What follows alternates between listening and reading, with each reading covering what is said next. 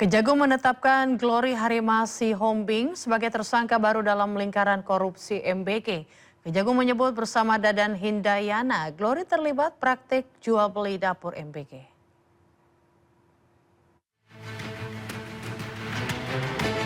Tersangka korupsi MBG bertambah satu, Glory Harimasi Hombing atau GHS. Kejagung menyebut dengan cara melawan hukum, Glory terbukti kong kali kong dengan mantan Kepala BKN Dadan Hindayana menggerogoti uang MBG. Modusnya, Ketua Yayasan Indonesia Food Security Review ini bertindak sebagai calo atau broker yang bertugas memperjualbelikan titik-titik dapur MBG. Harga yang dipatok tidak main-main, mencapai 100 juta rupiah per lokasi. Setelah berhasil memperjualbelikan titik-titik dapur MBG, Glory menyetor uang haram itu kepada Dadan Hindayana. Bahwa saudara GHS ini merupakan pihak swasta yang diminta oleh saudara tersangka DH selaku Kepala Badan Gizi Nasional untuk mencari mitra dalam rangka pelaksanaan program makan bergizi gratis. Bahwa saudara DH secara melawan hukum memberikan akses kepada saudara GHS untuk memperoleh titik dapur SPBG kepada yayasan yang dimiliki oleh saudara GHS. Setelah melakukan pemeriksaan terhadap saksi saudara GHS dan berdasarkan dua alat bukti yang ada, maka tim penyidik menetapkan saudara GHS selaku pihak swasta sebagai tersangka.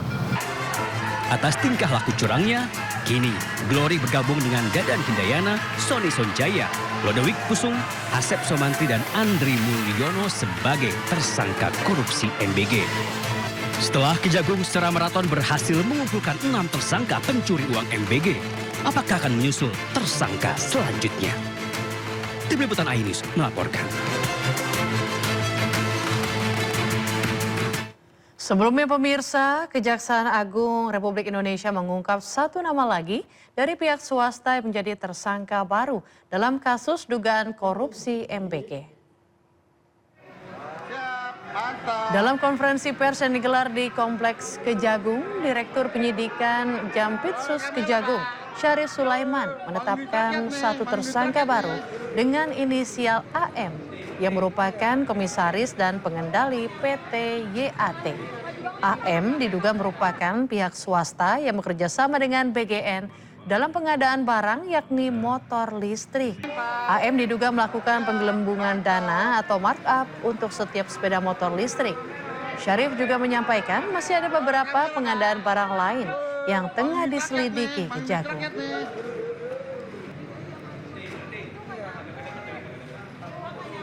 Ya, bagi Anda yang akan mengisi libur sekolah pekan depan bisa memanfaatkan beragam diskon dan tiket gratis yang diberikan oleh Pemprov Jakarta. Dalam rangka ulang tahun Jakarta ke-499, tarif transportasi publik hanya Rp1 selama 3 hari. Tiket masuk ke wisata Ragunan dan Ancol juga digratiskan.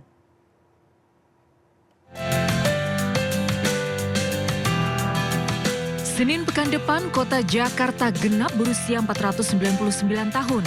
Untuk menyambut usia baru, Pemprov Jakarta menggratiskan tiket masuk wisata Ragunan dan Ancol, serta memberikan tarif transportasi hanya Rp1 untuk MRT, Transjakarta, dan LRT Jakarta. Kebijakan ini berlaku selama 3 hari, yaitu mulai 22, 27, dan 28 Juni 2026. Pengelola Taman Marga Satwa Ragunan juga akan membuka layanan Ragunan Night Zoo pada malam puncak peringatan HUT Jakarta. Sementara untuk warga Jakarta yang ingin gratis masuk Ancol diharuskan melakukan reservasi tiket 1 hari sebelum kunjungan. Tiket gratis masuk Ancol berlaku mulai pukul 5 hingga 23 malam. Dan pada tanggal itu kalau mau masuk ke Ancol, Ragunan, museum-museum, Monas, dan sebagainya gratis. Itulah kado yang diberikan oleh pemerintah DKI Jakarta kepada syaratnya satu, KTP Jakarta. Warga yang ingin mendapat tiket gratis masuk wisata Ancol dan Ragunan harus menunjukkan KTP Jakarta kepada petugas di loket. 1 KTP berlaku untuk 1 tiket gratis. Dari Jakarta, Tim Liputan iNews. Pemirsa, eksekusi Hotel Sultan di kawasan Gelora Bung Karno, Senayan, Jakarta berujung ricuh. Aparat polisi dan TNI dilempari oleh pengunjuk rasa yang menolak eksekusi dilakukan.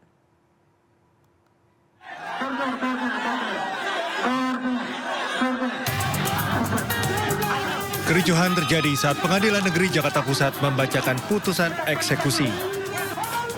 Pengunjuk rasa yang menolak jalannya eksekusi melempari aparat yang mencoba masuk untuk menjalankan perintah eksekusi pengadilan.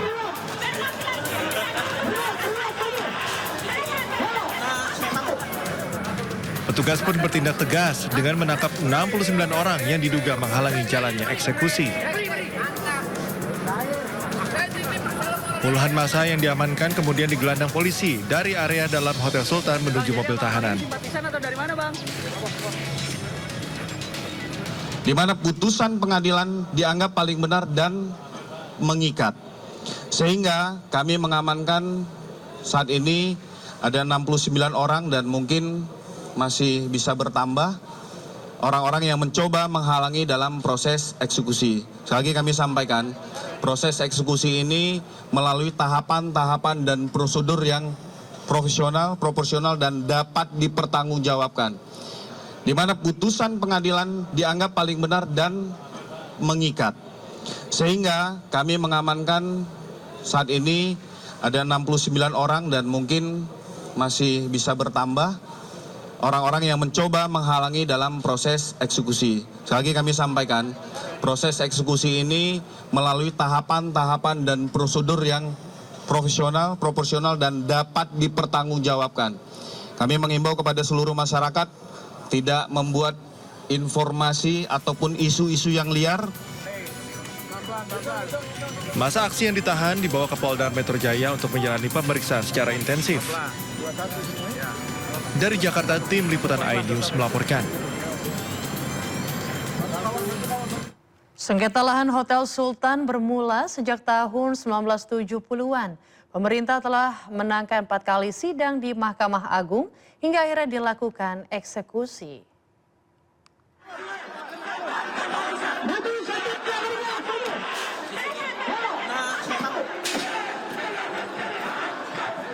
Momen ricuh terjadi kala Pengadilan Negeri Jakarta Pusat selesai membacakan putusan eksekusi. Buntut kericuhan yang terjadi saat proses eksekusi lahan Hotel Sultan, polisi menangkap 69 orang. Berikut kronologi utama sengketa Hotel Sultan.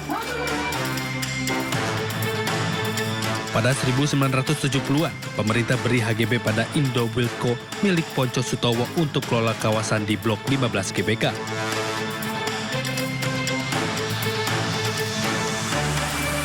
Pada akhir 1980, pemerintah terbitkan hak pengelolaan lahan atau HPL. Kawasan GBK termasuk lahan Hotel Sultan.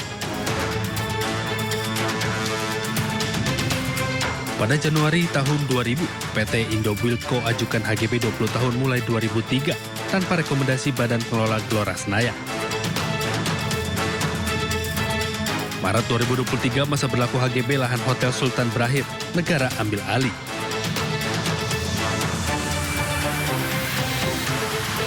(2023-2024), pemerintah 4 kali menangkan peninjauan kembali di Mahkamah Agung.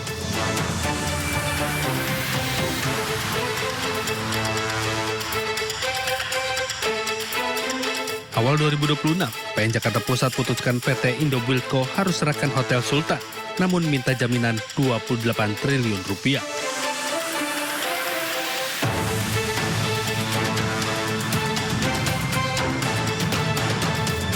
Pada 18 Juni 2026, eksekusi Hotel Sultan ricuh, masa pendukung pengelola tolak eksekusi.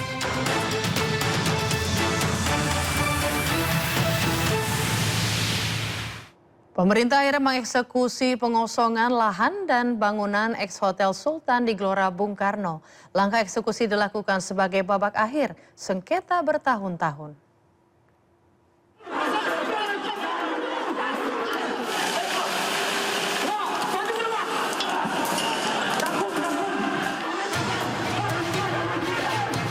Kamis pagi menjadi akhir drama sengketa Hotel Sultan selama 26 tahun di Gelora Bung Karno setelah pemerintah mengeksekusi lahan dan bangunan. Eksekusi berdasarkan penetapan Pengadilan Negeri Jakarta Pusat, pemberitahuan tertanggal 19 Mei telah dikirimkan ke Indobuildco melalui pos tercatat. Hotel Sultan dikelola PT Indobilco milik pengusaha Ponco Sutowo, putra mantan Direktur Utama Pertamina Ibnu Sutowo. Drama sengketa berawal dari perbedaan penafsiran terkait masa berlaku hak bangunan di atas lahan Blok 15 GBK. Pemerintah menyatakan perpanjangan HGB yang diajukan pada 2002 hanya berlaku selama 20 tahun, berakhir pada 2022 dan lahan kembali menjadi aset negara. Sementara Indobilco mengklaim perpanjangan berlaku selama 30 tahun. Jadi teman-teman, terkait dengan karyawan Hotel Sultan atau ex-karyawan Hotel Sultan, nanti prinsipnya kami dari Kementerian Sekretariat Negara minta kepada PPK GBK untuk bukan hanya mendata tetapi betul-betul memperhatikan nasib dari karyawan Hotel Sultan ini. Jadi intinya kami tidak ingin mereka setelah pengambil alihan aset ini menjadi pihak yang dikorbankan. Pemerintah akan mendata seluruh pekerja dan berkoordinasi dengan Kemnaker untuk memastikan hak-hak pekerja. PPK GBK sebagai pengelola aset negara masih menyusun rencana pemanfaatan kawasan yang dieksekusi ini. Dari Jakarta, Tim Liputan iNews melaporkan.